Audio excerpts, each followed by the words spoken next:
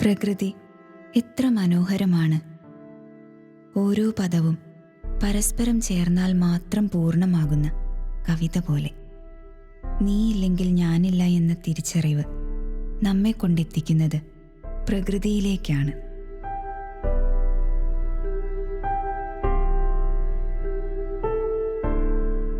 ദൈവം ഒരു ചിത്രകാരനെ പോലെയാവും ഭൂമിയെ സൃഷ്ടിച്ചത്. ഒന്ന് സങ്കല്പിച്ചു നോക്കൂ. ഓരോ നിറച്ചാർത്തിന് ശേഷവും അവൻ അതിനെ ആസ്വദിക്കുന്നത്. ഹാ, എത്ര മനോഹരം എന്ന് പറഞ്ഞ് ആനന്ദിക്കുന്നത്. എങ്കിലും തൃപ്തനാകാതെ ഏറെ വ്യസനിക്കുന്നത്. ഒടുവിൽ ആ ചിത്രത്തിനടിയിൽ തൻ്റെ കയ്യൊപ്പുകൊണ്ട് മനുഷ്യനെ സൃഷ്ടിച്ച് പൂർണ്ണതയിൽ നിർവൃതി കൊള്ളുന്നത്.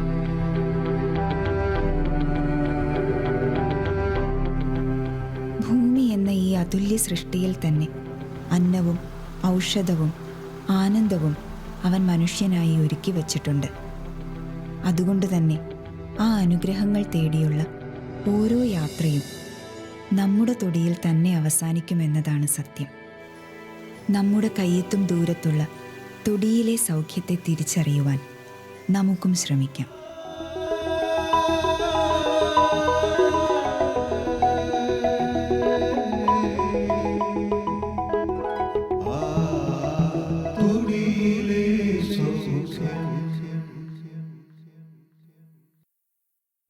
ബൈബിളിലെ ജ്ഞാനത്തിൻ്റെ പുസ്തകം 7-ാം അധ്യായം 20-ാം വാക്യത്തിൽ ഇപ്രകാരം പറയുന്നു: സസ്യങ്ങളുടെ വിവിധത്വവും വേരുകളുടെ ഗുണവും തെറ്റുപറ്റാത്ത വിധം മനസ്സിലാക്കാൻ അവിടെ നിന്നാണ് എനിക്ക് ഇടയാക്കിയത്.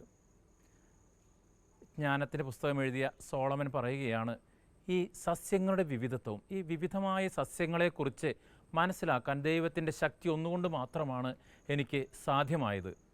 അതുപോലെ തന്നെ സോളമൻ പറയുകയാണ്, വേരുകളുടെ ഔഷധ ഗുണം തെറ്റുപറ്റാത്ത വിധം മനസ്സിലാക്കാൻ അവിടുന്ന് എനിക്ക് കൃപ നൽകിയെന്ന്. ഇതിൽ നിന്നും മനസ്സിലാക്കുന്നത് വേരുകളുടെ ഗുണത്തെക്കുറിച്ച്, സസ്യങ്ങളുടെ ഔഷധ ഗുണത്തെക്കുറിച്ച് എല്ലാം ദൈവം മനുഷ്യനെ വെളിപ്പെടുത്തി കൊടുത്തിട്ടുണ്ട് എന്നാണ് നാം ഈ ഒരു വചനഭാഗത്തിൽ നിന്നും മനസ്സിലാക്കുന്നത്. അപ്പോൾ ഈ ഒരു എപ്പിസോഡിൽ നാം ചിന്തിക്കുന്നത് ഈ വിവിധങ്ങളായ സസ്യങ്ങളെക്കുറിച്ച് നമ്മൾ ചിന്തിക്കുമ്പോൾ ഒരു പ്രത്യേകമായിട്ടൊരു ചെടിയെക്കുറിച്ച് നമ്മൾ ഈ ഒരു എപ്പിസോഡിൽ ചിന്തിക്കുകയാണ്. എന്ത് ഔഷധ ഗുണമാണ് ഇതിൻ്റെ വേരിനെ അല്ലെങ്കിൽ ഈ ഒരു ചെടിക്ക് ദൈവം നൽകിയിട്ടുള്ളത് എന്നാണ് നാം ഈ ഒരു എപ്പിസോഡിൽ ചിന്തിക്കുന്നത്. ഈ ഒരു സമയത്ത് നാം പറഞ്ഞു, അത്രമാത്രം വൈവിധ്യമാണ് ദൈവം ഈ ഔഷധ ചെടികൾക്ക് അല്ലെങ്കിൽ ഈ ചെടികൾക്ക് നൽകിയിട്ടുള്ളത്, ഈ വേരുകൾക്ക് നൽകിയിട്ടുള്ളത് എന്ന്. നാം ഇത്തരത്തിലുണ്ടായ ഒരു അനുഭവം എൻ്റെ മനസ്സിലേക്ക് ഓർമ്മ വരുന്നത് ഇങ്ങനെയാണ്. ഒരിക്കൽ ഒരു സ്ത്രീ എന്നെ വിളിക്കുകയാണ്. അവരുടെ ഭർത്താവിനെ 2-3 വർഷങ്ങളായിട്ട് ഞാൻ ചികിത്സിക്കുന്നുണ്ടായിരുന്നു. പക്ഷേ പെട്ടെന്ന് ഒരു ദിവസം നോക്കുമ്പോൾ ഈ ഭർത്താവ് ഓർമ്മയില്ലാതെ കിടക്കുകയാണ്. അമ്മയും മകനും മാറി മാറി വിളിച്ചിട്ടൊന്നും ഈ ഭർത്താവിന് ഓർമ്മ വരുന്നില്ല. ഉടനെ തന്നെ അവർ അടുത്തുള്ള വലിയൊരു ആശുപത്രിയിലേക്ക് കൊണ്ടുപോയി. അവരും നോക്കിയിട്ട് ഓർമ്മ വരാത്തതുകൊണ്ട് തന്നെ നേരെ ICUയിലേക്ക് പ്രവേശിപ്പിച്ചു. ICUയിലും 2-3 ദിവസമായി പേഷ്യൻ്റ് കിടക്കുന്നു. എന്നിട്ടും ഓർമ്മശക്തി ഓർമ്മ കിട്ടുന്നില്ല, സുബോധത്തിലേക്ക് തിരിച്ചു വരുന്നില്ല. അപ്പോൾ അവിടുത്തെ ഡോക്ടേഴ്സ് പറഞ്ഞു, അടുത്ത് നമുക്ക് വെൻറ്റിലേറ്ററിലേക്ക് പോകണം, യാതൊരു പ്രതീക്ഷയില്ല, തിരിച്ചു കിട്ടാൻ സാധ്യതയില്ല എന്നൊക്കെ പറഞ്ഞ് ഇവരാകെ കരഞ്ഞുകൊണ്ട്, ഞാൻ അവർ ചികിത്സിച്ചിരുന്ന ഡോക്ടറായതുകൊണ്ട് തന്നെ എന്നോട് വിളിച്ച് അപേക്ഷിക്കുകയാണ്. ഒന്നാമത് അവരുടെ കയ്യിൽ സാമ്പത്തികമായിട്ട് ബുദ്ധിമുട്ടുണ്ട്, അതുപോലെ തന്നെ പ്രതീക്ഷയില്ല എന്ന് പറയുമ്പോൾ എന്ത് ചെയ്യണമെന്നറിയാതെ അവർ വിളിക്കുകയാണ്. ഈ ഒരു സമയത്ത് എനിക്ക് ആ രോഗത്തിലുണ്ടാകാൻ ആ വ്യക്തിയെ എനിക്കറിയാവുന്നതുകൊണ്ടും അയാളുടെ പൂർവ്വ രോഗങ്ങളെക്കുറിച്ചുള്ള വ്യക്തമായ ധാരണയുള്ളതുകൊണ്ട് തന്നെ ഞാൻ പറഞ്ഞു, ഞാൻ ആ സമയത്ത് സ്ഥലത്തുണ്ടായിരുന്നില്ല, നിങ്ങൾ ഒരു കാര്യം ചെയ്യുക, അവരിലേക്ക് എന്തായാലും യാതൊരു പ്രതീക്ഷയില്ലാതെ കിടക്കുകയാണ്, നിങ്ങൾ തിരിച്ച് വീട്ടിലേക്ക് കൊണ്ടുവരാൻ പറഞ്ഞു. അവരെ ഡിസ്ചാർജ് സ്വമേധയെ മേടിച്ചുകൊണ്ട് തിരിച്ച് അവരുടെ ഭവനത്തിലേക്ക് വരികയും ഞാൻ പറഞ്ഞു, ഇവർക്ക് നമ്മൾ തൊടിയിൽ കിട്ടുന്ന തന്നെ കുഞ്ഞ് ഔഷധങ്ങൾ കൊണ്ട് നമ്മൾ ഒരു വ്യക്തിയെ ചികിത്സിക്കുകയാണ്. പറഞ്ഞു കൊടുത്തത് നമ്മൾ ആ ഒരു വ്യക്തിയിൽ ഇത് വൈദ്യനിർദ്ദേശാനുസരണം മാത്രം ചെയ്യേണ്ടതാണ്, എനിക്ക് അത്രമാത്രം ഉറപ്പുള്ളതുകൊണ്ട് മാത്രമാണ് ഞാൻ വ്യക്തിയോട് തിരിച്ച് വരാനായിട്ട് ആവശ്യപ്പെട്ടത്. ഇവർക്ക് ഞാൻ കൊടുത്തത് നമ്മുടെ ഇഞ്ചി ഒരു കഷ്ണം എടുത്ത് അതിൻ്റെ നീരെടുക്കാൻ പറഞ്ഞു. അതിൽ കുറച്ച് കുരുമുളക് പൊടിയും കുറച്ച് തുളസിയുടെ സ്വരസോ നീരും എടുത്തുകൊണ്ട് ഒരു മിശ്രിതം ഉണ്ടാക്കിക്കൊണ്ട് 4 തുള്ളി വീതം മൂക്കിലൊറ്റിക്കാനായിട്ടാണ് പറഞ്ഞത്. അങ്ങനെ അതുപോലെ പറഞ്ഞതുപോലെ തന്നെ ഭാര്യ ചെയ്തു. ആദ്യവട്ടം ഒഴിച്ചു, വലിയ മാറ്റം വന്നില്ല. പക്ഷേ 2ാം വട്ടം ഒഴിച്ചപ്പോഴേക്കും അദ്ദേഹത്തിന് ചെറുതായിട്ട് പെട്ടെന്ന് ഒരു ചുമച്ചയാൾ ഓർമ്മയിലേക്ക് വന്ന് പിന്നെ ആ വ്യക്തി പിന്നെയും കുറേ കാലം സുഖമായിട്ട് ജീവിക്കുകയുണ്ടായി. ഞാൻ പറഞ്ഞു വന്നത് ആയുർവേദത്തിൻ്റെ അല്ലെങ്കിൽ ഔഷധ സസ്യങ്ങളുടെ വലിയൊരു ചികിത്സയിലുള്ള വലിയൊരു പ്രാധാന്യത്തെക്കുറിച്ചാണ്. പലപ്പോഴും നമ്മൾ ചിന്തിക്കും ചുമയോ അല്ലെങ്കിൽ കഫക്കെട്ടോ പോലെയുള്ള രോഗങ്ങളിൽ അല്ലെങ്കിൽ മുട്ടുവേദനയ്ക്കൊക്കെ ആയുർവേദം നമുക്ക് ആശ്രയിക്കാം. പക്ഷേ ഇത്രമാത്രം വലിയ അല്ലെങ്കിൽ വെന്റിലേറ്ററിൽ പ്രവേശിക്കേണ്ട ഈ ഒരു രോഗങ്ങളിൽ നമുക്ക് ആയുർവേദം പ്രായോഗികമാണോ? ഇത്രമാത്രം വലിയൊരു എമർജൻസി സിറ്റുവേഷനിൽ ആയുർവേദം പ്രായോഗികമാണോ എന്നൊക്കെ നമുക്ക് പലപ്പോഴും ചിന്തകൾ വരാറുണ്ട്. അവിടെ നമുക്ക് പറയുകയാണ് ദൈവത്തിൻ്റെ വലിയൊരു ജ്ഞാനം ഈ ഔഷധങ്ങളിലെല്ലാം ഒളിപ്പിച്ചിട്ടുണ്ട്. നമ്മുടെ പ്രഭാഷകങ്ങളിൽ കേട്ടതുപോലെ ഈ ഔഷധ മിശ്രിതം വൈദ്യനുണ്ടാക്കുന്നു. ജ്ഞാനത്തിന് വേണ്ടി വൈദ്യനും ദൈവത്തോട് അപേക്ഷിച്ചിട്ടുണ്ട്. അപ്പോൾ ഈ ഒരു ജ്ഞാനം വെച്ച് വൈദ്യൻ ചികിത്സിക്കുമ്പോൾ നമുക്ക് അസാധ്യമെന്ന് തോന്നുന്ന പല രോഗങ്ങളെയും ചികിത്സിക്കാൻ നമുക്ക് ചുറ്റുമുള്ള ഈ തൊടിയിലെ ഔഷധങ്ങൾ കൊണ്ട് തന്നെ സാധ്യമാണ് എന്നുള്ള ഒരു വസ്തുത നമ്മുടെ എല്ലാവരുടെയും മനസ്സിലേക്ക് വയ്ക്കുക. നമുക്ക് ഇത്രമാത്രം ഔഷധങ്ങൾ നൽകിയ, ഇത്രമാത്രം ഔഷധശക്തി നൽകിയ, ഈ ചെടികൾക്ക് ഔഷധശക്തി നൽകിയ ദൈവത്തോട് നമുക്ക് നന്ദി പറയാം. നമുക്കൊരു പുതിയൊരു ഔഷധത്തെക്കുറിച്ച് നമുക്ക് പരിചയപ്പെടാം. നാം ഈ ഒരു എപ്പിസോഡിൽ പരിചയപ്പെടാനായിട്ട് പോകുന്നത് വയൽച്ചുള്ളി എന്ന് പറയുന്ന ഈ ഒരു അത്ഭുത സസ്യത്തെ പറ്റിയാണ്. നമുക്കറിയാം, ഇത് ഒരുപാട് പേർക്ക് പരിചയമുള്ളതാണ്. കുറേ പേർക്കെങ്കിലും ഈ സസ്യത്തെക്കുറിച്ച് അത്ര അറിവില്ലായ്മയുണ്ടാകാം. നമ്മൾ ഈ ഒരു എപ്പിസോഡ് കഴിയുമ്പോഴേക്കും നമുക്ക് ഈ ഒരു ചെടിയെക്കുറിച്ച്, ദൈവം ഇതിൽ ഒളിപ്പിച്ച് വെച്ചിട്ടുള്ള വലിയ ഒരു നിധിയെക്കുറിച്ച് നമുക്ക് മനസ്സിലാക്കാനായിട്ട് നമുക്ക് സാധിക്കും. വയൽച്ചുള്ളി എന്നുള്ളത് പേര് സൂചിപ്പിക്കുന്നത് പോലെ വയലുകളിൽ കാണപ്പെടുന്ന ഒരു ചുള്ളി കൊമ്പ് പോലെയുള്ള ഒരു ചെടി തന്നെയാണ്. ഇതിലെ നീർച്ചുള്ളി എന്നൊക്കെ പറയും. ഹൈഗ്രോഫില ഓറിക്കുലേറ്റ എന്നുള്ളതാണ് ഇതിൻ്റെ ബൊട്ടാണിക്കൽ നെയിം. അക്കാന്തേസിയ ഫാമിലിയിലാണ് ഈ ഒരു ചെടി പെടുന്നത്.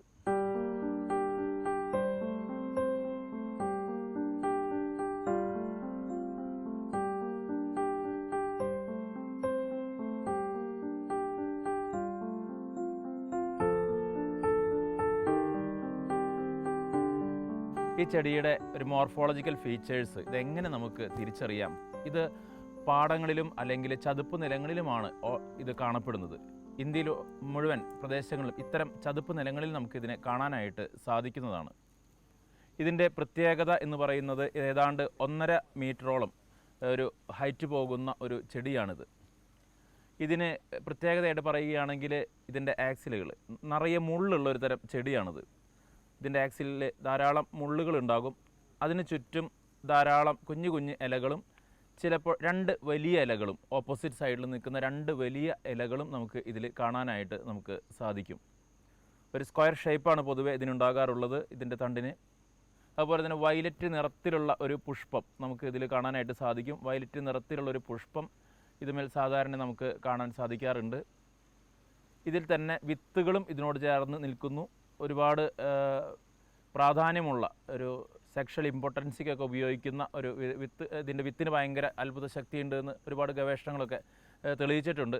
അതുകൊണ്ട് തന്നെ ഇതിൻ്റെ വിത്തിന് നമുക്ക് ഒരു ഭയങ്കര വിലയാണ്. നമുക്ക് ആമസോണിലൊക്കെ നമ്മൾ നോക്കുകയാണെങ്കിൽ ഒരു കിലോയ്ക്ക് 2000 രൂപയൊക്കെ വിലയുള്ളതാണ് ഇതിൻ്റെ വിത്തുകൾ. നമുക്ക് അറിയാം, നമ്മൾ പാടത്തൊക്കെ ഒരുപാട് നമുക്കൊരു ശല്യം പോലെ പലപ്പോഴും ആൾക്കാർക്ക് തോന്നുന്ന ഒരു ചെടിയാണ്. പക്ഷേ ഇതിന് ഒരു കിലോയ്ക്ക് 2000 രൂപ വില ഇതിനുണ്ട്.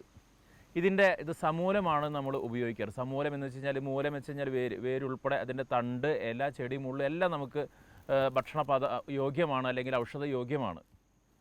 അപ്പോൾ ഇതിൻ്റെ ഇലകൾ നമ്മൾ കറി വെച്ച് കഴിക്കാറുണ്ട്. ഇത് ആയുർവേദത്തിൽ ഇതിനെ മൂത്ര വിശോധനീയ ഗണത്തിലാണ് ഉൾപ്പെടുത്തിയിരിക്കുക. മൂത്രത്തെ ശോധിപ്പിച്ച് കളയുക, കെട്ടിക്കിടക്കുന്ന മൂത്രത്തെ വിരേചിച്ച് കളയുക എന്ന് പറയുന്ന ഒരു ഗണത്തിലാണ് ആയുർവേദം ഇതിനെ പെടുത്തിയിരിക്കുന്നത്. അതുപോലെ തന്നെ രക്തവാതം എന്ന് പറയുന്ന രോഗത്തിൽ ഇത് 1-ാം സ്ഥാനമാണ്. കോകിലാക്ഷം അല്ലെങ്കിൽ എന്ന് പറയുന്ന വാതരക്തത്തിന് നമ്മൾ ഇതിന് 1-ാം സ്ഥാനമാണ് ഇതിന് കൊടുത്തിരിക്കുക. അതായത് അതിൽ പറഞ്ഞിരിക്കുന്നത് ഇപ്രകാരമാണ്: ക്രോധമുള്ള ഒരാൾ ക്ഷമ അഭ്യസിക്കുന്നതിലൂടെ എപ്രകാരം ക്രോധത്തെ ഇല്ലാതാക്കാനായിട്ട് സാധിക്കുമോ അതുപോലെയാണ് ഈ വയൽച്ചുള്ളി സ്ഥിരമായിട്ട് നമ്മൾ കറി വെച്ചോ അല്ലെങ്കിൽ മരുന്നായി ഉപയോഗിക്കുന്ന ഒരാളിൽ രക്തവാതത്തെ പൂർണ്ണമായിട്ടും ക്രമേണ ഇല്ലാതാക്കാനായിട്ട് സാധിക്കുമെന്ന് പറയുന്ന ഒരു ഉപമയാണ് ആയുർവേദ ആചാര്യന്മാർ പലപ്പോഴും ഈ വയൽച്ചുള്ളിക്ക് കൊടുത്തിട്ടുള്ളത്. നമുക്ക് രക്തവാതം ഉള്ളവരെയൊക്കെ അവസ്ഥ അറിയാം. ഓരോ സമയത്തും അതിൻ്റെ വേദനകൾ കാലാവസ്ഥ മാറുന്നതിനനുസരിച്ച് സന്ധികളിൽ നീർക്കെട്ടോടുകൂടി വേദന വരുന്ന അനുഭവിക്കുന്നവർക്കറിയാം. ഞാൻ ഒരു ഡോക്ടറായതുകൊണ്ട് നമുക്ക് ഒത്തിരി രോഗികളെ കണ്ടിട്ടുണ്ട് രക്തവാതം എന്ന് പറയുന്ന രോഗത്തെ. പക്ഷേ അവർക്ക് പറയുന്ന ഏറ്റവും വലിയ ഔഷധം ഈ ഭൂമിയിൽ ദൈവം നൽകിയിട്ടുള്ള ഔഷധത്തിൽ പെടുത്തിയിരിക്കുകയാണ് ആയുർവേദ ആചാര്യന്മാർ. അതുകൊണ്ട് തന്നെ നമുക്ക് ഈ വയൽച്ചുള്ളി എന്ന് പറയുന്ന ഈ ഒരു ഇതിൻ്റെ വിവിധ പ്രയോഗങ്ങൾ എങ്ങനെയൊക്കെയുള്ള സാഹചര്യങ്ങളിൽ നമുക്ക് ഈ ഒരു ചെടിയെ ഉപയോഗപ്പെടുത്താമെന്ന് നമുക്ക് ഇനിയുള്ള സമയങ്ങളിൽ നമുക്ക് കാണാം. നമുക്ക് ഈ ഒരു ചെടിയുടെ മറ്റ് വിശദ അംശങ്ങളിലേക്ക് നമുക്ക് കടക്കാം. ഈ ഒരു ചെടിയെ ഞാൻ പ്രാക്ടീസിൻ്റെ ആദ്യ കാലങ്ങളിലാണ് ഈ ഒരു ചെടിയെക്കുറിച്ചൊക്കെ പരിചയപ്പെടാനായിട്ടൊക്കെ ആരംഭിച്ചത്. ഒരിക്കൽ മൂത്രസംബന്ധം ഒരു സ്കിൻ ഡിസീസുമായിട്ട് ബന്ധപ്പെട്ട ഒരു രോഗിയെ ചികിത്സിക്കേണ്ടി വന്നപ്പോൾ പല തരത്തിലുള്ള ചികിത്സകൾ ചെയ്തിട്ടും ഈ സ്കിൻ ഡിസീസ് പ്രധാനമായിട്ടും അത് ലൈക്കൻ പ്ലാനസ് എന്ന് പറയുന്ന ഒരു രോഗമായിരുന്നു. അതിനെ വിവിധ തരത്തിലുള്ള ആയുർവേദ മരുന്നുകൾ ഉപയോഗിച്ചിട്ടും ആ രോഗത്തെ ചികിത്സിച്ച് മാറ്റാനായിട്ട് സാധിച്ചില്ല. അപ്പോൾ ഇതിനെക്കുറിച്ച് കൂടുതലായിട്ട് പഠിച്ച് എന്ത് ചികിത്സയാണ് ഈ ലൈക്കൻ പ്ലാനസ് എന്ന് പറയുന്ന ഇത് ശരിക്കും പറഞ്ഞു കഴിഞ്ഞാൽ കാലിലൊക്കെ വരുന്ന കറുത്ത് ഒരു എലിവേറ്റഡ് പാച്ചസ്, കുറച്ചൊന്ന് പൊങ്ങി നിൽക്കുന്ന തരത്തിൽ കാലിലൊക്കെ ശരീരം മുഴുവൻ കറുത്ത പാച്ചസ് വരുന്ന ഒരു രോഗമാണ് ലൈക്കൻ പ്ലാനസ് എന്ന് പറയുന്നത്. ഇതെങ്ങനെ മാറ്റാമെന്ന് ചിന്തിച്ച് കഴിഞ്ഞപ്പോൾ മനസ്സിലായൊരു കാര്യം, ഇത് മൂത്രം കെട്ടിക്കിടക്കുന്നതിൽ അല്ലെങ്കിൽ മൂത്രപ്പഴുപ്പ് ഉള്ളവരിലൊക്കെയാണ് ഈ രോഗം കൂടുതലായിട്ട് കാണുന്നത്. അപ്പോൾ നമ്മൾ ചികിത്സിക്കേണ്ടത് സ്കിന്നിനേക്കാൾ പ്രാധാന്യത്തിൽ നമ്മൾ ചികിത്സിക്കേണ്ടത് മൂത്രത്തെയാണെന്ന് മനസ്സിലായപ്പോൾ മുതലാണ് ഞാൻ ഈ ഒരു ചെടിയുമായിട്ട് കൂട്ടുകൂടാനായിട്ടൊക്കെ ആരംഭിക്കുന്നത്. എന്ന് മുതൽ ആ രോഗിയിൽ ഈ മരുന്ന് കൊടുക്കാനായിട്ട് ആരംഭിച്ചോ അവരിൽ ലൈക്കൻ പ്ലാനസ് എന്ന് പറയുന്ന ഒരിക്കലും മാറ്റാൻ പറ്റാത്ത ആ സ്കിൻ ഡിസീസ് പൂർണ്ണമായിട്ട് മാറിപ്പോവുകയാണ് ഉണ്ടായത്. അപ്പോൾ ഇതാണ് എൻ്റെ ഈ ഒരു ചെടിയിലേക്ക് ഞാൻ എത്തിയ ഒന്നാമത്തെ ഒരു ഇൻസിഡൻറ്റ് എന്ന് പറയുന്നത്. പിന്നെ ഈ ചെടി ഇതുമായിട്ട് കൂട്ടുകൂടിയതിന് ശേഷം നിരവധി രോഗങ്ങളിലേക്ക്, നമ്മൾ വിചാരിക്കാത്ത ഒരുപാട് മേഖലകളിലേക്ക് ദൈവം എന്നെ നയിച്ചിട്ടുണ്ട്. അതിൽ ഒന്നാമതായിട്ട് എനിക്ക് തോന്നുന്നത് ഒരു ഓസ്റ്റിയോസാർക്കോമ എന്ന് പറയുന്ന ഒരു രോഗം, ബോൺ ക്യാൻസറാണ്. ഒരു 10-20 വയസ്സുള്ള ഒരു കുട്ടി എൻ്റെ അടുത്തേക്ക് ചികിത്സയ്ക്ക് വന്നു കഴിഞ്ഞപ്പോൾ അവർ RCC നിന്നൊക്കെ ഒഴിവാക്കിയ ഒരു കേസായിരുന്നു. യാതൊരു പ്രതീക്ഷയില്ലാതെ, എന്നും ബോൺ ക്യാൻസറിന് നമുക്ക് പ്രത്യേകത അറിയാം, ഭയങ്കര പെയിനാണ്. അപ്പോൾ ഇത് ക്ലാവിക്കിൾ എന്ന് പറയുന്നത് കോളർ ബോണിലാണ് ആ ട്യൂമർ വലുതായിട്ടുണ്ടായിരുന്നത്. ഈ കുട്ടി എന്നും വേദന ശമിപ്പിക്കാനായിട്ട് എന്നും വീട്ടിൽ കിടക്കുകയാണ്, പാലിയേറ്റീവ് കെയറാണ്. വൈകിട്ടാകുമ്പോഴേക്കും വേദന സഹിക്കാൻ സാധിക്കാതെ വരുമ്പോൾ ആശുപത്രിയിലേക്ക് പോകും, എന്നും മോർഫിൻ ഇഞ്ചക്ഷൻ എടുക്കും, തിരിച്ചു വരും, വീണ്ടും കിടന്നുറങ്ങും. പിറ്റത്തെ ദിവസവും ആകുമ്പോഴേക്കും വൈകിട്ടാകുമ്പോഴേക്കും വീണ്ടും ഈ വേദന കൂടും. അങ്ങനെ മരണത്തെ കാത്തു കിടക്കുകയാണ്. ഈ സമയത്താണ് ആരോ പറഞ്ഞ് ഇവരെൻ്റെ ഹോസ്പിറ്റലിലേക്ക് വരുന്നത്. ഞാൻ പരിശോധിച്ച് കഴിഞ്ഞ് കഴിഞ്ഞപ്പോൾ ഈ ട്യൂമർ വളരെയധികം വലുതായിട്ടിരിക്കുകയാണ്. തൊട്ട് നോക്കുമ്പോൾ പൊള്ളുന്ന പോലെ ചൂടാണ് അതൊന്നും പുറത്തും തള്ളുന്നത്. ഈ വ്യക്തിയിൽ എന്ത് കൊടുക്കാമെന്ന് ചിന്തിച്ച് കഴിഞ്ഞപ്പോൾ എൻ്റെ മനസ്സിലേക്ക് വന്നത്, ശരീരത്തിൻ്റെ, നമുക്കറിയാം ഈ വയൽച്ചുള്ളൊരു പ്രത്യേകത ശരീരത്തിൻ്റെ ചൂട് കുറയ്ക്കാനും ഒരു മെറ്റബോളിക് ആക്ടിവിറ്റിയെ കറക്റ്റ് ചെയ്യാനും പ്രത്യേക ഒരു കഴിവുള്ളതായിട്ട് എനിക്ക് തോന്നിയിട്ടുണ്ട്. ഈ കുട്ടിയിൽ ഞാൻ ഈ വയൽച്ചുള്ളി കഷായം വെച്ചുകൊണ്ട് തന്നെ ഞാൻ പലവട്ടം ഉപയോഗിക്കാനായിട്ട് പറഞ്ഞു. അങ്ങനെ ആ കുട്ടിയുടെ അച്ഛൻ പറയുകയാണ്, ഇത് ഉപയോഗിച്ച് തുടങ്ങി അന്ന് രാത്രി മുതൽ പിന്നെ ആ കുട്ടിക്ക് ആ മോർഫിൻ്റെ ഇഞ്ചക്ഷൻ എടുക്കേണ്ടി വന്നിട്ടില്ല. അതിനുശേഷം കുറേ നാളുകൾ എൻ്റെ ചികിത്സയിലുണ്ടായിരുന്നു. അപ്പോഴൊന്നും ഈ കുട്ടിക്ക് മോർഫിൻ്റെ ഇഞ്ചക്ഷൻ എടുക്കേണ്ടി വന്നില്ല. മാത്രമല്ല ഈ ഓസ്റ്റിയോസാർക്കോമ എന്ന് പറയുന്ന ട്യൂമർ ഗണ്യമായിട്ട് ചെറുതാവുകയും ചെയ്തു. അതിൻ്റെ സൈസ് വളരെയധികം ചെറുതായി. ആ കുട്ടി ഫ്രഷായി, അവർ പറയുക കുട്ടി ആദ്യമായിട്ട് ടേസ്റ്റോടുകൂടി ഭക്ഷണം കഴിക്കാനായിട്ട് ആരംഭിച്ചു, വിസർജനം സംഭവിച്ചു എന്നൊക്കെ പറഞ്ഞ ഒരു കുട്ടി ഒരു നോർമൽ ലൈവിങ്ങിലേക്ക് തിരിച്ചു വരികയായിരുന്നു. ഈ സമയത്ത് പക്ഷേ ഇത് ലാസ്റ്റ് സ്റ്റേജ് ആയതുകൊണ്ട് തന്നെ കുട്ടിയുടെ ലങ്സിലും ലിവറിലേക്കൊക്കെ ക്യാൻസർ പടർന്നിട്ടുണ്ടായതുകൊണ്ട് തന്നെ പെട്ടെന്ന് ലങ്സിൽ വെള്ളം കെട്ടിയ കുട്ടി പെട്ടെന്ന് മരിക്കുകയാണ് ഉണ്ടായത്. ഞാൻ ആലോചിക്കുകയായിരുന്നു, ആ കുട്ടി നമ്മൾ ആദ്യത്തെ സ്റ്റേജിലൊക്കെ കിട്ടുകയായിരുന്നെങ്കിൽ ശരിക്കും പറഞ്ഞാൽ അവനുണ്ടായ ആ ക്യാൻസർ പൂർണ്ണമായിട്ടും ആ സൗഖ്യത്തിൻ്റെ ഒരു 70% ട്യൂമർ സൈസ് കുറഞ്ഞതായിരുന്നു. നമ്മുടെ ഈ വയൽച്ചുള്ളി എന്ന് പറയുന്ന ഒരു ചെടി കൊണ്ട് തന്നെ നമുക്കത് സാധ്യമായതായിരുന്നു. പക്ഷേ അത് ലാസ്റ്റ് സ്റ്റേജ് ആയതുകൊണ്ട് എല്ലാ ഭാഗത്തേക്കും പടർന്നുകൊണ്ട് തന്നെ അവിടെ വീണ്ടും വെള്ളം കെട്ടി പെട്ടെന്ന് തന്നെ ശ്വാസം കിട്ടാതൊക്കെ മരിക്കുകയുണ്ടായത്. അതുപോലെ തന്നെ വേറൊരു അനുഭവം എനിക്ക് ഓർമ്മ വരുന്നത്, ഇതിനെ ഒരു പ്രത്യേകത എനിക്ക് തോന്നിയിട്ടുള്ള ലാക്ടോസ് ഇൻടോളറൻസ് എന്ന് പറയുന്നൊരു അവസ്ഥ നമ്മുടെയൊക്കെ ജീവിതങ്ങളിൽ പലരിലും ഉണ്ട്. ലാക്ടോസ് ഇൻടോളറൻസ് എന്ന് പറഞ്ഞു കഴിഞ്ഞാൽ പാലോ ഉൽപ്പന്നങ്ങളോ കഴിച്ചു കഴിഞ്ഞാൽ ഭയങ്കര അതിശക്തമായ വയറുവേദന ഉണ്ടാവുകയും അല്ലെങ്കിൽ ഛർദ്ദിച്ചു പോവുകയും അല്ലെങ്കിൽ ശരീരത്തിൽ ചൊറിഞ്ഞു തടിക്കുകയൊക്കെ ചെയ്യുന്നൊരവസ്ഥയാണ് ലാക്ടോസ് ഇൻടോളറൻസ് എന്ന് പറയുന്നത്. പലപ്പോഴും പല കുഞ്ഞുങ്ങളും ജനിച്ച ഉടനെ തന്നെ കൺജനിറ്റലായിട്ട് ലാക്ടോസ് ഇൻടോളറൻസ് ഉണ്ടാവും. അതായത് ഒരു കുഞ്ഞു വാവ ജനിച്ചാൽ തന്നെ അമ്മയുടെ മുലപ്പാൽ പോലും ദഹിപ്പിക്കാൻ പറ്റാത്തൊരവസ്ഥ. അത്തരത്തിലൊരു പേഷ്യൻ്റ് എനിക്കുണ്ടായിരുന്നു. ഈ രോഗി എൻ്റെ അടുത്തേക്ക് വരുമ്പോൾ ഒരു അപ്പനമ്മയും വളരെ ആങ്ഷ്യസ് ആണ്. ബിക്കോസ് അവൻ്റെ മോന് മുലപ്പാൽ കിട്ടിയിട്ടില്ല, ഒരിക്കലും കുടിക്കാൻ പറ്റില്ല. ഇവൻ പാല് ഒരു വീട്ടിൽ തിളപ്പിച്ചാൽ അത് ശ്വസിക്കുമ്പോൾ പോലും ആ കുട്ടിയുടെ ശരീരം ചൊറിഞ്ഞു തടിക്കുന്നൊരു കുട്ടിയായിരുന്നു. ഇതിൻ്റെ അമ്മ എൻ്റെ അടുത്തേക്ക് വന്നു, മോൻ എങ്ങനെയും പാല് കുടിക്കണം എന്നുള്ളതാണ് അമ്മയുടെ ഏറ്റവും വലിയൊരു ജീവിത അഭിലാഷം തന്നെ. മുലപ്പാൽ കൊടുക്കാൻ പറ്റിയിട്ടില്ല എന്നുള്ളൊരു വേദനയും അമ്മയിലുണ്ട്. ഈ അമ്മ വന്നു കഴിഞ്ഞപ്പോൾ എനിക്ക് തോന്നിയത് ഈ വയൽച്ചുള്ളിക്ക് അത് സാധിക്കും, അതിലൊരു പ്രത്യേക ഒരു ശക്തി ദൈവം അതിന് കൊടുത്തിട്ടുണ്ട് എന്ന് പറഞ്ഞ് നമ്മൾ ഈ ചെടി തന്നെയാണ്, ഇത് തന്നെയാണ് പ്രാധാന്യത്തിലുള്ള ഒരു മരുന്ന് തന്നെയാണ് നമ്മൾ അവർക്ക് വ്യക്തമായിട്ട് കൊടുത്തത്. അത് ഉപയോഗിച്ച് കഴിഞ്ഞപ്പോഴേക്കും ഇന്ന് 15 വർഷത്തിന് ശേഷം ദിവസവും ഓരോ ഗ്ലാസ് പാല് കുടിക്കുന്ന രീതിയിലേക്ക് ആ കുട്ടി മാറി. അമ്മ ഒരുപാട് നന്ദി പറഞ്ഞു. എന്ന് വെച്ച് കഴിഞ്ഞാൽ ജീവിതത്തിൽ ഒരിക്കൽ പോലും പാല് കുടിച്ചിട്ടില്ല എന്ന് പറയുന്ന അമ്മയുടെ വലിയൊരു വേദനയായിരുന്നു. ആ ഒരു വേദന മാറ്റാനായിട്ട് നമുക്ക് സയൻറ്റിഫിക്കലിയൊക്കെ നോക്കുകയാണെങ്കിൽ കൺജനിറ്റൽ ലാക്ടോസ് ഇൻടോളറൻസ് ഒരിക്കലും മാറ്റാൻ സാധിക്കില്ല എന്നൊക്കെയാണ് സയൻസ് പറയുക. പക്ഷേ ദൈവം ഈ നമ്മൾ ഒന്ന് നിസ്സാരമെന്ന് കരുതുന്ന ഈ ഒരു ചെടി ഉപയോഗിച്ചതുകൊണ്ട് തന്നെ ഈ ഒരു രോഗം മാറ്റാനായിട്ട് സാധിച്ചു എന്നുള്ളതാണ്. അതുപോലെ തന്നെ എൻ്റെ ഏറ്റവും വലിയൊരു വേദനയാണ് ഞാൻ ഡോക്ടറായിട്ട് പ്രാക്ടീസ് ചെയ്യുമ്പോൾ എനിക്ക് ഏറ്റവും ആഗ്രഹിച്ചിട്ടുള്ള രോഗം കിഡ്നി രോഗങ്ങൾ മാറ്റുക എന്നുള്ളതാണ്. ഈ ഡയാലിസിസ് മൂലം ഒരുപാട് പേര് അവരുടെ വീടും കിടപ്പാടും ഒക്കെ വിറ്റുകൊണ്ട് ഡയാലിസിസിന് ചെയ്യുന്നതൊക്കെ കാണുമ്പോൾ എൻ്റെ മനസ്സിൽ എപ്പോഴും ഒരു വേദനയുണ്ടാവും. ഇത്തരക്കാരെ എങ്ങനെ സഹായിക്കാം എന്നുള്ളതിന് വേണ്ടി ഞാൻ വിവിധ തരത്തിലുള്ള കുറേ മരുന്നുകൾ ഉണ്ടാക്കിയിട്ടുണ്ട്. ഞാൻ എൻ്റെ പഠനകാലത്ത് മുതൽ ഈ ഡയാലിസിസ് രോഗികൾക്ക് വേണ്ടി വിവിധ തരത്തിലുള്ള മരുന്നുകൾ ഉണ്ടാക്കി ഇപ്പോഴും അതിൻ്റെ പരീക്ഷണങ്ങൾ അല്ലെങ്കിൽ പുതിയ തരത്തിലുള്ള കോമ്പിനേഷൻസ് വെച്ചുകൊണ്ടൊക്കെ ഉണ്ടാക്കുന്നുണ്ട്. ഇപ്പോൾ എൻ്റെ കയ്യിൽ കുറച്ച് രോഗികൾ ഡയാലിസിസ് ചെയ്യുന്നവരുണ്ട്. ഇവരെല്ലാം ഗണ്യമായിട്ട് ഇപ്പോൾ ക്രിയാറ്റിൻ ലെവലിലൊക്കെ കുറഞ്ഞു വരുന്നു. പൂർണ്ണമായെന്ന് ഞാനൊന്നും പറയാറായിട്ടില്ല, ബിക്കോസ് ആ രോഗം അത്രയും വലുതാണ്. കിഡ്നി ചെറുതായി പോയി കഴിഞ്ഞാലൊന്നും നമുക്കൊന്നും ചെയ്യാൻ പറ്റില്ല. പക്ഷേ ഇപ്പോഴത്തെ ലെവലിൽ ഇപ്പോൾ 7 ക്രിയാറ്റിൻ ലെവൽ 7, 10 ഒക്കെ ഉള്ളവരൊക്കെ നമ്മൾ ചികിത്സിക്കുന്നുണ്ട്. അവരും നമുക്കിപ്പോൾ ക്രിയാറ്റിൻ ലെവലിൽ 2 പോയിൻറ്റ് 3 പോയിൻ്റൊക്കെ കുറച്ച് വരാൻ, കൂടിക്കൊണ്ടിരുന്നതിനെ കുറയ്ക്കാൻ തന്നെ നമുക്ക് സാധിച്ചിട്ടുണ്ട്. ഇപ്പോൾ ആ ഒരു ഘട്ടത്തിലാണ് ഞാൻ നിൽക്കുന്നത്.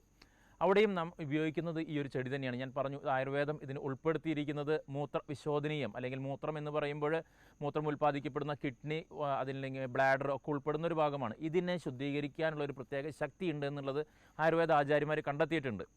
എനിവേ ഇതാണ് ഈ ഡ്രഗാണ് ഇപ്പോൾ അതിന് മെയിനായിട്ട് ഞാൻ കിഡ്നി രോഗികളിൽ ഈ ഡയാലിസിസിനെ പ്രിവെൻറ്റ് ചെയ്യാനായിട്ട് ഉപയോഗിക്കുന്നത്. ഒരു പരിധി വരെ ഇപ്പോൾ ഈ ഒരു ദിവസങ്ങളെല്ലാം കുറേ രോഗികൾ എന്നെ വിളിച്ചു. അവരെല്ലാം ക്രിയാറ്റിൻ കൂടിക്കൊണ്ടിരുന്നെല്ലാം താഴോട്ട് വന്നുകൊണ്ടിരിക്കുകയാണ്.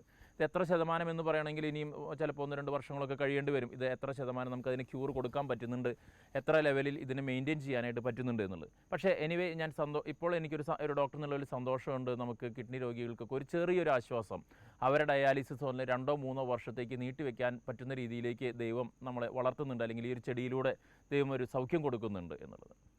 ഇതുപോലെ തന്നെ ഈ ഒരു രോഗത്തെ പോലെ തന്നെ മറ്റൊരു രോഗം എനിക്കിതിൽ കണ്ടിട്ടുള്ള വലിയൊരു അത്ഭുതം തോന്നിയിട്ടുള്ള രോഗം എന്ന് പറയുന്നത് അറ്റോപിക് ഡെർമറ്റൈറ്റിസ് എന്ന് പറയുന്ന ഒരു രോഗമാണ്. അറ്റോപിക് ഡെർമറ്റൈറ്റിസ് എന്ന് പറഞ്ഞു കഴിഞ്ഞാൽ ഈ കുട്ടികളൊക്കെ ജനിച്ചു വരുമ്പോൾ തന്നെ ഈ സ്കിൻ പൊളിഞ്ഞ് ഇങ്ങനെ ശരീരമാസകലം ഒരു ചിതമ്പല് പോലെയുള്ളൊരവസ്ഥ.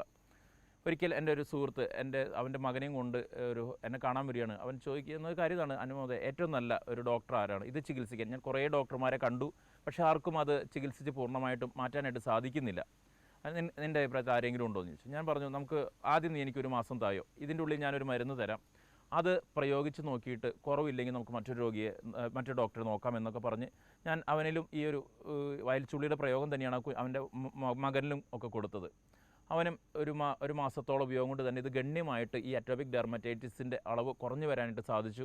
ഇന്നിപ്പോൾ ഏതാണ്ട് ഒരു 4-5 വർഷമൊക്കെ കഴിഞ്ഞ് ഇപ്പോഴും അവൻ്റെ ഒരിക്കലും മാറാത്തൊരു രോഗമാണ്. ഒരു കൗമാരം വരെയൊക്കെ ഉണ്ടാവും, അല്ലെങ്കിൽ 10 വയസ്സ് വരെ ഉണ്ടാവും എന്നൊക്കെ, അതുവരെ ഒരിക്കലും മാറ്റാൻ പറ്റില്ല എന്ന് പറഞ്ഞ രോഗം ആ ഒരു മാസം കൊണ്ട് തന്നെ ആ ശരീരത്തിലെ സ്കെയിലിങ് അല്ലെങ്കിൽ ചിതമ്പല് പോലെയുള്ള അവസ്ഥയൊക്കെ മാറി ഇന്ന് നല്ലൊരു സ്കിന്നായിട്ട് ആ കുട്ടി ഇന്ന് ജീവിച്ചുകൊണ്ടിരിക്കുന്നു. അപ്പോൾ അതും നമ്മളൊരു വലിയ അവസ്ഥയാണ്. അതുപോലെ തന്നെ ഇതേപോലെ തന്നെ മറ്റൊരു അവസ്ഥയാണ് നമുക്ക് എല്ലാവർക്കും പരിചയമുള്ള സോറിയാസിസ് എന്നൊക്കെ പറയുന്നൊരവസ്ഥ. സോറിയാസിസ് 2-3 തരമുണ്ട്. ഒരു തരത്തിൽ നല്ല ചുവന്ന തരത്തിൽ ചിതമ്പലുകൾ വരുന്ന ടൈപ്പ് സോറിയാസിസിൽ ഈ വയൽച്ചുള്ളി വളരെയധികം റിസൾട്ട് കാണിക്കുന്നുണ്ട്. അപ്പോൾ അത്തരത്തിൽ ഇപ്പോൾ മാറാൻ പറ്റാത്ത അലർജിക് ടൈപ്പ് സോറിയാസിസിലാണ് നമുക്ക് ഏറ്റവും കൂടുതൽ നമുക്ക് റിസൾട്ട് കാണിക്കുന്നത്. അതുപോലെ ഉദരസംബന്ധമായിട്ടുള്ള രോഗങ്ങളിൽ അൾസർ, കുട്ടികളിലൊക്കെ വയറുവേദനയൊക്കെ പോലെയുള്ള അവസരങ്ങളിലൊക്കെ നമുക്ക് ഉപയോഗിക്കാവുന്നതാണ്. അൾസർ മൂലം വേദനിക്കുന്ന ഒരുപാട് കുഞ്ഞുങ്ങൾ, മിസെൻട്രിക് അഡിനൈറ്റിസ്, ഇവിടെയെല്ലാം നമുക്ക് വയൽച്ചുള്ളിയുടെ വിവിധ പ്രയോഗങ്ങൾ കൊണ്ട് തന്നെ ഈ ഉദര സംബന്ധമായിട്ടുള്ള വേദനകൾ അല്ലെങ്കിൽ അപ്പൻഡിക്സ് വരുന്നൊരു സമയം പഴുക്കാതിരിക്കാനായിട്ട് നമുക്കിതിനെ ഉപയോഗിക്കാവുന്നതാണ്. ഇത്തരത്തിൽ നിരവധി തരത്തിൽ നമുക്ക് പിന്നെ ഏറ്റവും വലിയൊരു ഉപയോഗം യൂറിക് ആസിഡ് കൂടി നിൽക്കുന്നവരിൽ നമുക്ക് കണ്ണടച്ച് ഉപയോഗിക്കാവുന്ന ഒരു ഔഷധമാണ് വയൽച്ചുള്ളി എന്നൊക്കെ പറയുന്നത്. ഒരുപാട് പേര് കാലുപ്പറ്റിയ വേദനയായിട്ട് കാല് ചവിട്ടാൻ പറ്റാതെ യൂറിക് ആസിഡ് കൂടിയ ഒരവസരങ്ങളിലെല്ലാം നമ്മൾ കണ്ണടച്ച് ഉപയോഗിക്കുന്നതാണ്. വേറെ ഒന്നും ചിന്തിക്കാനില്ല, വയൽച്ചുള്ളിയുടെ പ്രയോഗങ്ങൾ മതി നമുക്ക് യൂറിക് ആസിഡ് കുറയ്ക്കാനൊക്കെ ആയിട്ട്. അങ്ങനെ ഇനിയും പറഞ്ഞു തീർന്നിട്ടില്ല. ഡോക്ടർ എന്നുള്ളതിൽ ഒരുപാട് അനുഭവങ്ങളുണ്ട്. എല്ലാം നമുക്കിവിടെ പറഞ്ഞാൽ ഒരിക്കലും ഈ ഒരു എപ്പിസോഡിൽ നമുക്ക് ഉൾപ്പെടുത്താനായിട്ട് സാധിക്കില്ല. അതുകൊണ്ട് തന്നെ ഞാൻ പറഞ്ഞു, നമ്മളൊരു ആരംഭമാണ് ഈ ഒരു ചെടിയെക്കുറിച്ചും ഒക്കെ പഠിക്കുമ്പോൾ. നമ്മളിതിലൂടെ പൂർണ്ണമായിട്ട് നമുക്ക് തനിയെ പറ്റണം, പക്ഷേ ഒരു പരിധി വരെ നമുക്കൊക്കെ വീട്ടിൽ ഇതൊക്കെ പ്രയോഗിച്ച് നോക്കാം. നമുക്കിതിൻ്റെ വിവിധ എങ്ങനെയാണ് ഇത് നമ്മുടെ വീട്ടിൽ, നമ്മുടെ അടുക്കളയിൽ നമുക്ക് ഈ തൊടിയിൽ നിന്നും കിട്ടുന്ന ഈ ഒരു ഔഷധത്തെ നമ്മുടെ കൊച്ചു കൊച്ചു രോഗങ്ങൾക്ക് ഉപയോഗിക്കാം എന്നുള്ളത് നമുക്കിതിൻ്റെ പ്രാക്ടിക്കൽ വശങ്ങൾ നമുക്ക് കാണാം.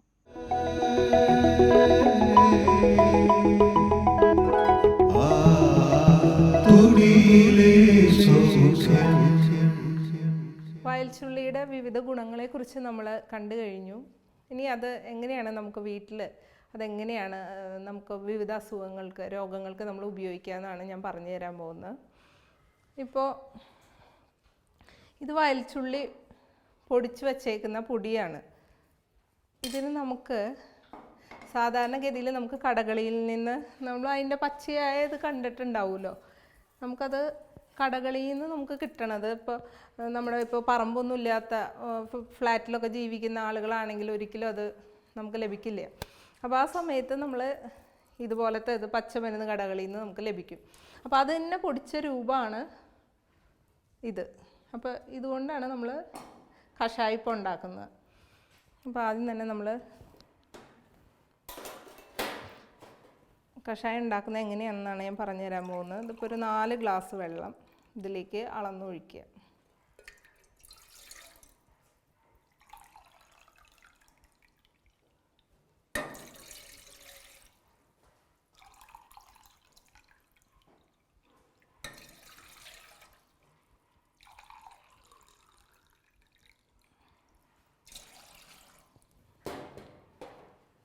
എന്നിട്ട് പതിയെ നമുക്കിത് ഓണാക്കാം.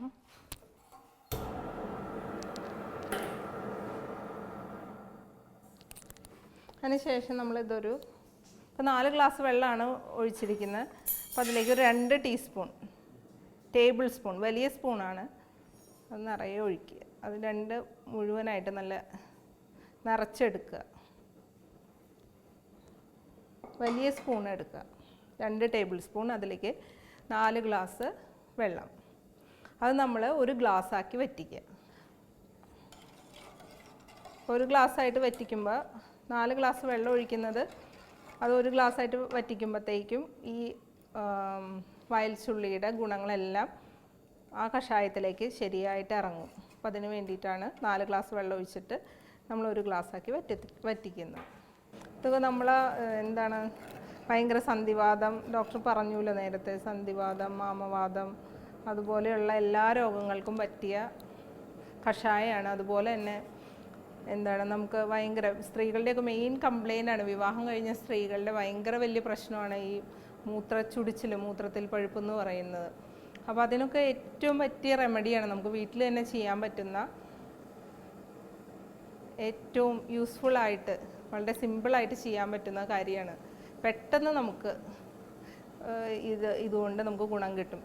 ഈ വയൽച്ചുള്ളിയുടെ ഈ കഷായം കുടിച്ചു കഴിഞ്ഞാൽ ദേഹത്ത് അതുപോലെ തന്നെ ഭയങ്കരമായിട്ട് ദേഹം, ചിലർ പറയും ചുട്ടു പൊള്ളുന്ന പോലെ ദേഹത്ത് ഭയങ്കര വായു സഞ്ചാരം എടുക്കുക എന്നൊക്കെ പറയും. ഭയങ്കരമായിട്ട് ദേഹം പൊള്ളുന്ന പോലെ, അതിനൊക്കെ നല്ല എഫക്റ്റീവായിട്ടുള്ള ഒരു കഷായമാണത്. തിളച്ചു തുടങ്ങുമ്പോൾ ചെറുതായിട്ട് ഇളക്കി കൊടുക്കുക. ഏകദേശം കഷായം ആയിട്ടുണ്ട്. നമുക്കിനി ഇത് അരിക്കാം.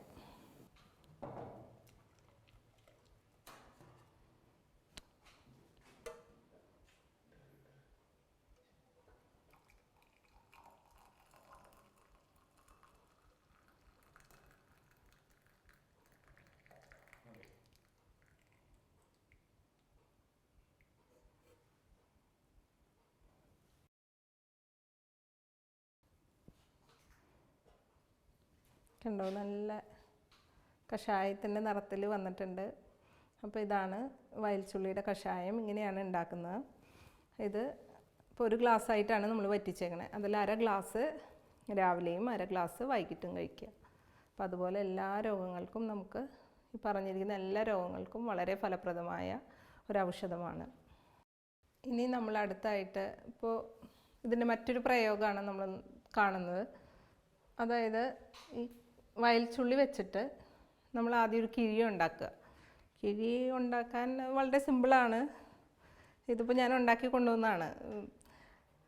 ഇത് സാധാരണ തുണി, എന്തെങ്കിലും കോട്ടൺ തുണി എടുത്ത് അതിൽ വയൽച്ചുള്ളി ഇതുപോലെ പൊടിച്ചത് ഇടുക.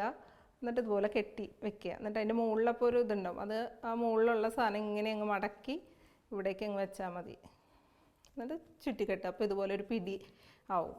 അപ്പോൾ അങ്ങനെയാണ് നമ്മൾ കിഴി ഉണ്ടാക്കണേ. അപ്പോൾ അതെന്താ ചെയ്യണേന്ന് വെച്ചാൽ, അപ്പോൾ ഇതുപോലെ കിഴി ഉണ്ടാക്കിയ കിഴി നമ്മൾ ഈ ആമവാദം, സന്ധിവാദം, അവർക്കൊക്കെ ഭയങ്കര വേദനകളായിരിക്കും. അപ്പോൾ അതിന് ഏറ്റവും പറ്റിയ റെമഡിയാണ് ഈ വയൽച്ചുള്ളി കൊണ്ടുള്ള ഈ കഷായം ഉണ്ടാക്കി അതിൽ ഈ കിഴി ഉണ്ടാക്കി അത് തന്നെ വെച്ചിട്ട്, വയൽച്ചുള്ളി തന്നെ വെച്ചിട്ട് നമ്മൾ കഷായം ഉണ്ടാക്കുക. എന്നിട്ട് ആ കഷായത്തിൽ ഈ കിഴി മുക്കി നമ്മൾ പിടിക്കുക. അപ്പോൾ നമുക്കത് ചെയ്തു നോക്കാം. അത് നമുക്ക് കഷായത്തിന് വേണ്ട വെള്ളം വയ്ക്കാം.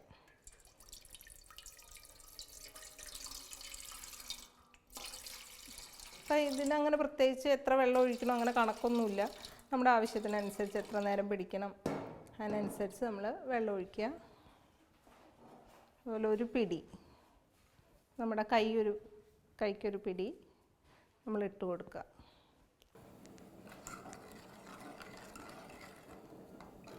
ഇത് നന്നായി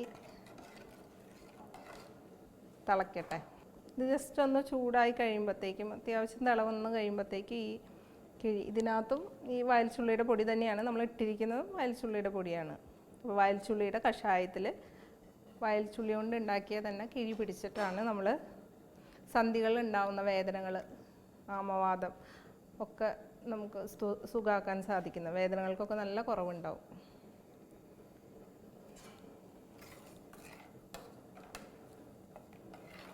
അതൊന്ന് കഷായം അത്യാവശ്യം ചൂടായിട്ടുണ്ട്. നമ്മൾ ഈ കിഴി ഇതിൽ ഇട്ട് കൊടുക്കുക.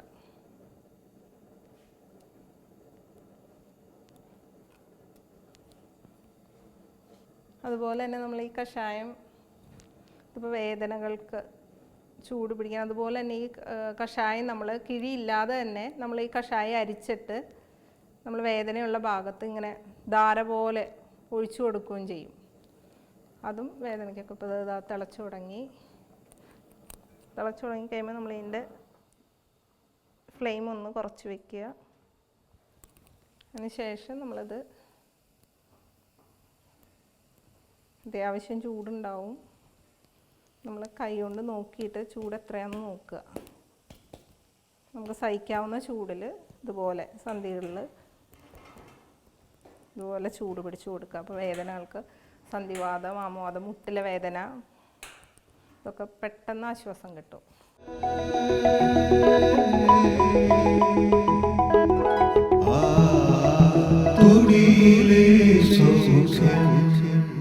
ഈ ഒരു എപ്പിസോഡിൽ നാം വയൽച്ചുള്ളി എന്ന് പറയുന്ന ഒരു ഔഷധത്തെക്കുറിച്ചായിരുന്നു നമ്മൾ കേട്ടുകൊണ്ടിരുന്നത്.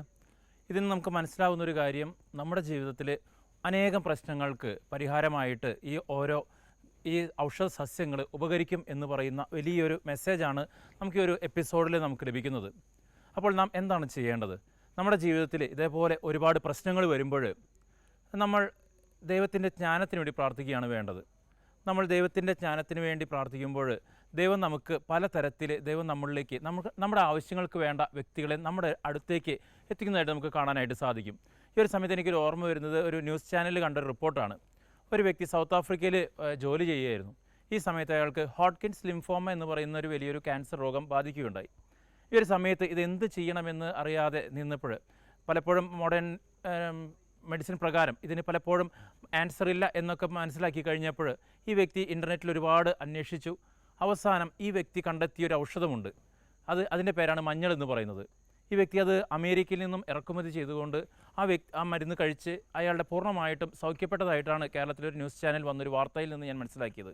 അപ്പോൾ ഞാൻ പറഞ്ഞു വന്നത്, പ്രകൃതിയിൽ തന്നെ വളരെ ശക്തമായിട്ടുള്ള, അല്ലെങ്കിൽ നമ്മൾ ഇന്ന് നേരിട്ടുകൊണ്ടിരിക്കുന്ന ക്യാൻസർ പോലെയുള്ള രോഗങ്ങളൊക്കെ പ്രതിരോധിക്കാനായിട്ട് സാധിച്ചിട്ടുണ്ട്. അപ്പോൾ നമുക്ക് ചുറ്റുമുള്ള ഈ ഔഷധങ്ങളെക്കുറിച്ച് നമുക്ക് ആഴത്തിൽ പഠിക്കേണ്ടി വരും. എനിക്കതാണ് ഇതിന്ന് മനസ്സിലാവുന്നൊരു കാര്യം. നമ്മുടെ പഠനം വളരെയധികം അത്യാവശ്യമാണ്. നമ്മൾ വെറുതെ എടുത്ത് മഞ്ഞൾ കഴിച്ചുകൊണ്ട് നമുക്ക് ക്യാൻസർ മാറണമെന്നില്ല. ഈ ക്യാൻസർ മാറണമെങ്കിൽ അതിൻ്റേതായ ശൈലിയിൽ നമ്മളത് ഉപയോഗിക്കുമ്പോൾ മാത്രമാണ് ക്യാൻസർ മാറുന്നത്. അപ്പോൾ ഈ ഒരു കാര്യമായിട്ട് പഠനം, നമ്മളിപ്പോൾ ഒരു എപ്പിസോഡ് കണ്ടതുകൊണ്ട് മാത്രം നമുക്ക് ഈ രോഗങ്ങൾ മാറ്റാൻ ചിലപ്പോൾ സാധിക്കണമെന്നൊന്നുമില്ല.